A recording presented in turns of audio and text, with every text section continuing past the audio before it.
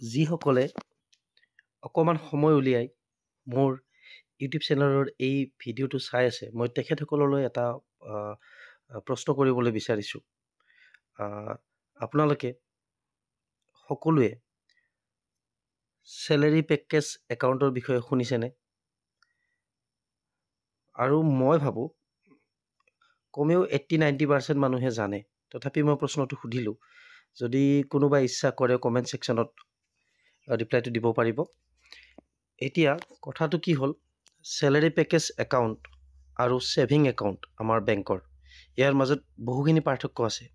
আৰু মই যদি পাৰোঁ নেক্সট এটা মই ভিডিঅ' বনাম ডিটেইলছত ইয়াৰ পাৰ্থক্যসমূহ দেখুৱাই। অৱশ্যে বহু এমপ্লয়ীৰ ক্ষেত্ৰত বেংকত যদি কেতিয়াবা লোন এপ্লাই কৰা যায়, তেখেতসকলৰ ফালৰ পৰা যদি ছেভিং একাউণ্ট হৈ থাকে, তেখেতসকলে আপগ্ৰেড কৰাই দিয়ে চেলাৰী একাউণ্টলৈকে। কিন্তু বহুতেই মানে বহুত একাউণ্ট হোল্ডাৰে মানে নিবিচাৰে। তেনেকুৱা ধৰক যেনেকুৱা আছে তেনেকুৱাই থাকক, বা তেনেকুৱা এটা মনোভাৱ লৈ থাকে ধৰক, বা ছেভিং একাউণ্ট হ'লেও আমাৰ দেখোন মানে একাউণ্টত চেলাৰী সোমাই আছে, কিহৰ আপগ্ৰেড কৰিব লাগে, তেনেকুৱা ধৰণৰ এটা মানসিকতা দেখুৱাই বহুতে। কিন্তু আজিৰ ভিডিঅ'টো মই সেইকাৰণে বনাইছোঁ, এতিয়াৰ পৰা যদি আপুনি বিশেষকৈ গভমেণ্ট এমপ্লয়ী হয়, তেতিয়াহ'লে আপোনালোকে কিন্তু এতিয়া ছেভিং একাউণ্টটো আপোনালোকে আপগ্ৰেড কৰাই ল'ব লাগিব চেলেৰি পেকেজ একাউণ্টলৈকে। আৰু নহ'লে আপোনালোকে যদি আগৰ এক্সিষ্টিং একাউণ্ট, মানে বৰ্তমান যিটো ছেভিং একাউণ্ট হৈছে, সেইটো যদি আপোনালোকে আপগ্ৰেড কৰাব নোখোজে, তেতিয়াহ'লে কিন্তু আপোনালোকে নতুনকৈ এটা হ'লেও চেলাৰী একাউণ্ট আপোনালোকে খুলিব লাগিব। সেই কথাটো কৈছে যিকোনো বেংকত হ'লেও। আৰু এই ডিটেইলছত মই এই ভিডিঅ'টো সেইকাৰণে বনাইছোঁ। গতিকে পুনৰ এবাৰ স্বাগতম জনাইছোঁ আপোনালোক সকলোকে মোৰ ইউটিউব চেনেললৈ। আহক তেতিয়াহ'লে ভিডিঅ'টোলৈ আগবাঢ়োঁ।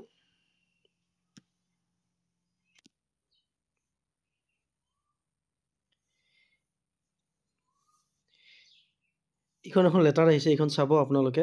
ফাইনেন্স ডিপাৰ্টমেণ্টৰ পৰা আহিছে, govt of Assam finance department, Dispur, গুৱাহাটীৰ পৰা আহিছে। অকণমান জুম কৰি দেখাইছোঁ মই, চাব। From the secretary to the government of Assam finance department. কালৈকে আহিছে চাব আপোনালোকে। The directorate of accounts and treasuries, মানে ডাইৰেক্টলি ক'ব গ'লে ট্ৰেজাৰীলৈকে আহিছে। ছাবজেক্টটো চাব আপোনালোকে। Forwarding of data pertaining to deceased employees and pending conversion cases for verification and facilitation under zero' premium insurance scheme. মানে মই যে অকণমান আগত আপোনালোকক ক'লোঁ চেলাৰী একাউণ্টলৈকে কনভাৰ্ট কৰিব লাগিব বুলি, আপোনালোকৰ যিটো এক্সিষ্টিং ছেভিং একাউণ্ট, মানে এইটো বাধ্যতামূলক কিয় কৰিছে গম পাইছেনে আপোনালোকে? চেলাৰী একাউণ্টলৈকে কনভাৰ্ট কৰিলেহে আপোনালোকে গভমেণ্ট এমপ্লয়ী হিচাপে জিৰ' প্ৰিমিয়াম ইঞ্চুৰেঞ্চ স্কিমটো আপোনালোকে লাভ কৰিবলৈ সক্ষম হ'ব। আৰু আপোনালোকে এইটো ল'বই লাগিব, এইটো মেণ্ডেটৰী কৰিছে। চাব এতিয়া। Sir, Madam, with reference to the subject cited above, I am to forward here with the data pertaining to tentative list of government employees who have recently expired, along with the list of employees whose account conversion to the state government salary package is still pending. The treasury officers being tendered the zero premium treasury officers being district nodal officers under the scheme need to verify the list of expired employees and facilitate benefits under the zero premium insurance scheme of the government of Assam, subject to confirmation of eligibility and coverage under the scheme with 1 week from the issue of this letter. মানে ট্ৰেজাৰীলৈকে এইখন আহিছে, আৰু তেখেতসকলক যিসকল employee expire হৈছে আৰু তেখেতসকলে already salary একাউণ্টলৈকে convert হোৱা নাছিলে, বা আৰু তেখেতসকলে যিটো বেনিফিট পাব জিৰ' প্ৰিমিয়াম যিটো আমাৰ ইঞ্চুৰেঞ্চৰ, আৰু যিসকলৰ এতিয়াও পেণ্ডিং হৈ আছে, মানে চেলাৰী পেকেজ একাউণ্টলৈকে কনভাৰ্ট হোৱা নাই, ছেভিং একাউণ্টতে আছে, তেখেতসকলক ইনফৰ্ম কৰিব দিছে। আৰু নেক্সট আৰু এখন চাব, এইখন পঠাইছে ফাইনেন্স ডিপাৰ্টমেণ্টৰ পৰা ট্ৰেজাৰীলৈকে। তাৰপিছত আৰু এখন মই আপোনালোকৰ সৈতে শ্বেয়াৰ কৰিছোঁ, চাব। এইখন চাব, অল ডিষ্ট্ৰিক্টৰ কাৰণে পাব আপোনালোকে, কিন্তু মই এখনে লাভ কৰিছোঁ, এইখন দৰং ডিষ্ট্ৰিক্টৰ। From the treasury officers Darrang মঙলদৈৰ পৰা পঠাইছে to all drawing and disbursing officer, মানে DDO সকললৈকে পঠাইছে।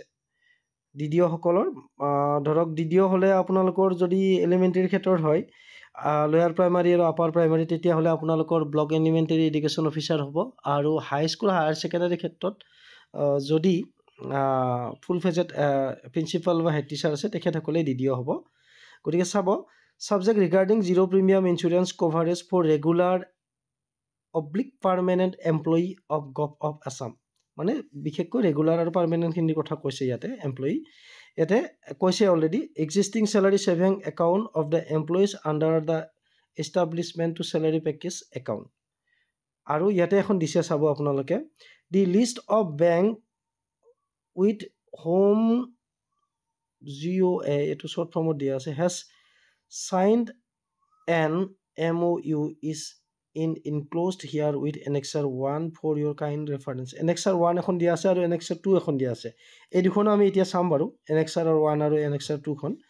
গতিকে এটা কপি গৈছে ডিষ্ট্ৰিক্ট কমিশ্যনৰ দৰং ডিষ্ট্ৰিক্টলৈকে গৈছে, আৰু ডিষ্ট্ৰিক্ট একাউণ্ট আৰু ট্ৰেজাৰীৰ এটা ৰাখিছে। এতিয়া চাব, প্ৰথমে আহিল ফাইনেন্স ডিপাৰ্টমেণ্টৰ পৰা এখন লেটাৰ ট্ৰেজাৰী অফিচাৰসকলে, আৰু ট্ৰেজাৰী অফিচাৰে এইখন ফৰৱাৰ্ড কৰি দিলে। ফৰৱাৰ্ড নহয়, নতুনকৈ এখন লেটাৰ পঠাইছে DDO সকলৰ, যাতে তেখেতসকলৰ আণ্ডাৰত থকা এমপ্লয়ীসকলে নিজৰ একাউণ্টবিলাক চেলাৰী পেকেজ একাউণ্টলৈ কনভাৰ্ট কৰি লয়। আৰু আপোনালোকৰ যিটো বেংকত বৰ্তমান চেলাৰী ৰৈ আছে, তাতে গৈ, বা আপোনালোকৰ যদি নেট বেংকিং থাকে, SBIৰ বেছিভাগ 80% আমাৰ SBIত চেলাৰী লয়, আৰু কিছুসকলে বিভিন্ন বেংকত লয়, নেশ্যনেলাইজ বেংক, যেনেকৈ ধৰক ICICI, HDFC বা এক্সিছ। গতিকে আপোনালোকে চেক কৰি চাব পাৰিব আপোনালোকৰ ষ্টেটাছ কেনেকুৱা ষ্টেটাছত আছে চেলাৰী পেকেজ একাউণ্টত। আকৌ চেলাৰী পেকেজ একাউণ্টৰো বিভিন্ন থাকে, ধৰক গ'ল্ড, চিলভাৰ, ডায়মণ্ড, আপোনাৰ চেলাৰীৰ লগত কথা। ধৰক 50K লৈকে, ধৰক 50,000লৈকে আপোনাৰ ধৰক চিলভাৰ হ'ব, 50,000ৰ যদি ওপৰত হয় আপোনাৰ চেলাৰী, তেতিয়াহ'লে ডায়মণ্ড হ'ব। তেনেকৈ ধৰক ডিটেইলছটো পাব বাৰু, মই পিছলৈ বনাম নিশ্চয় এইবিলাক বিষয়ৰ ওপৰত। গতিকে আপোনালোকে সদ্যহতে এই কামখিনি কৰি লওক। আপোনালোকে নিজৰ বেংকত গৈ এইখিনি খবৰ কৰক, আৰু মই নেক্সট ভিডিঅ'টো অতি সোনকালে লৈ আহিম, আজিয়ে লৈ আহিম। ক'ত মানে আপোনালোকে এপ্লাই কৰিব লাগিব, বা কাৰ জৰিয়তে কৰিব লাগিব চেলাৰী পেকেজ একাউণ্টটো কনভাৰ্ট কৰিব লাগিব, মই ডিটেইলছত লৈ আহিম আপোনালোকক, মই দেখুৱাম ভিডিঅ'ৰ জৰিয়তে। গতিকে এই ভিডিঅ'টোত মই বেছি দীঘলীয়া নকৰোঁ, সেইকাৰণে এটা ভিডিঅ' দিব পৰা নগ'ল। গতিকে যিসকল মোৰ চেনেলটোত নতুন, তেখেতসকলে আশা কৰোঁ চেনেলটো ছাবস্ক্ৰাইব কৰি দিব, আৰু বেল আইকনটো প্ৰেছ কৰি দিব, যাতে নতুন ভিডিঅ' আহিলেই ন'টিফিকেশ্যন লাভ কৰে। আৰু যদি কিবা এক্সপ্লেনেশ্যনত ভুলভ্ৰান্তি হৈছে, আপোনালোকে নিশ্চয় আপোনালোকৰ মাজৰে এজন বুলি আঙুলিয়াই দিব। পুনৰ এবাৰ ধৈৰ্য ধৰি ভিডিঅ'টো শেষলৈকে চোৱাৰ বাবে আপোনালোক সকলোলৈকে মই ধন্যবাদ জ্ঞাপন কৰিছোঁ।